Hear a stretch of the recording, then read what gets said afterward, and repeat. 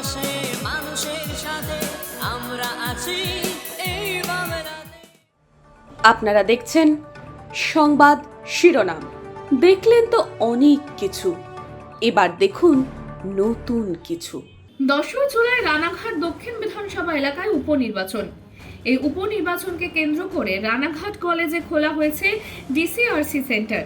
সেখানে যে সমস্ত ভোট কর্মীরা কালকে ভোট গ্রহণের কাজে অংশগ্রহণ করবেন তারা আসছেন এবং নিজের নিজের বুথ সংক্রান্ত সমস্ত প্রয়োজনীয় কাগজপত্র, ইভিএম এবং ভিভিপ্যাট সংগ্রহ করছেন। এর পাশাপাশি পুলিশি ট্যাগিং করে বেরিয়ে যাচ্ছেন ভোট কেন্দ্রের উদ্দেশ্যে। যদিও এই ডিসিআরসি সেন্টারে পুলিশের তৎপরতা একদম তুঙ্গে। সামান্য কিছু ভুল ত্রুটি থাকলেও এখনো পর্যন্ত পরিষেবা স্বাভাবিক আছে। আশা করা যাচ্ছে যে কালকে 90 পার্টে রানাঘাট দক্ষিণের ভোট শান্তিপূর্ণভাবেই হবে। আচ্ছা, আরেকটা প্রশ্ন করবো, লোকসভা ভোটেও তো কাজ করেছেন, আবার উপনির্বাচন, কতটা চাপ মনে হচ্ছে?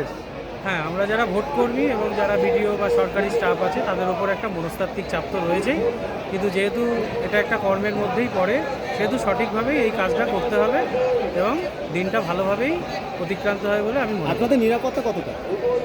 এখনো পর্যন্ত আমরা যেটুকু জানি যে এটা সেন্ট্রাল ফোর্স দিয়েই ভোট হচ্ছে। আশা করা যায় নিরাপত্তা লোকসভার মতোই হবে। মানুষের পাশে মানুষের সাথে আমরা আছি এই বাংলাতে। আপনারা দেখছেন সংবাদ শিরোনাম। দেখলেন তো অনেক কিছু, এবার দেখুন নতুন কিছু।